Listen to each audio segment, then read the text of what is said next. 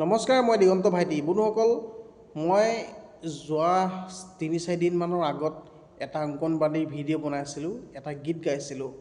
সেই গীতটোত বন্ধুসকল এটা কমেণ্ট আহিছিল আৰু কমেণ্টটো আপোনাক মই পঢ়ি শুনাই দিছোঁ। কমেণ্টত লিখা আছে যে কাৰ্বি আংলঙৰ ডিষ্ট্ৰিক্টত এতিয়াও ৬৫০০ আৰু হেল্পাৰক ৩,২৫০ টকা দি আছে। বাঢ়া হোৱা নাই ৮,০০০ আৰু ৪,০০০। মানে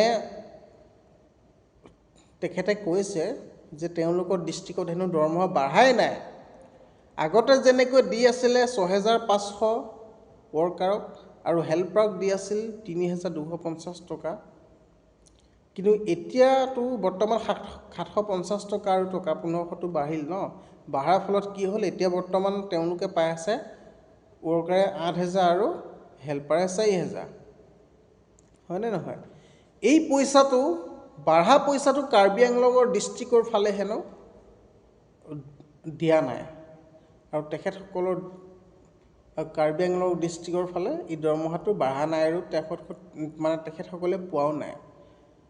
এই কথাটো কিমান সত্য আৰু কিমান অসত্য, বন্ধুসকল আপোনালোকে যদি এই ভিডিঅ'টো কাৰ্বি আংলঙৰ যদি মানুহে চাই আছে, আপোনালোকে মোক কমেণ্ট এটা কৰি কৰক। আপোনালোকে মোক কমেণ্ট কৰক যে কথাটো সত্য নে অসত্য। কাৰণটো দৰমহাটো সমগ্ৰ অসমতে বাঢ়িছে, হয়নে নহয়? গতিকে সমগ্ৰ যিহেতু অসমত বাঢ়িছে, গতিকে তেওঁলোকৰ কাৰ্বি আংলঙৰ ডিষ্ট্ৰিক্টত কিয় এই পইচাটো এনেকুৱা কৰিব? তেওঁলোকৰ ফালেওতো দৰমহাটো নিশ্চয় বাঢ়িছে। গতিকে এই কথাটো মই ইমান বিশ্বাসটো মোৰ হোৱা নাই তেনেকৈ। কাৰণ কিয় সমগ্ৰ অসমত বাঢ়িছে, হয়নে নহয়?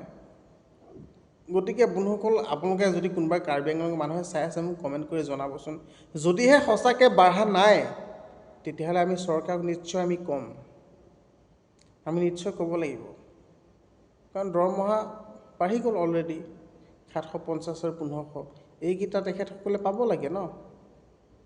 গতিকে বন্ধুসকল, আপোনালোকে মোক কমেণ্ট কৰি জনাব দেই, নাপাহৰিব একদম।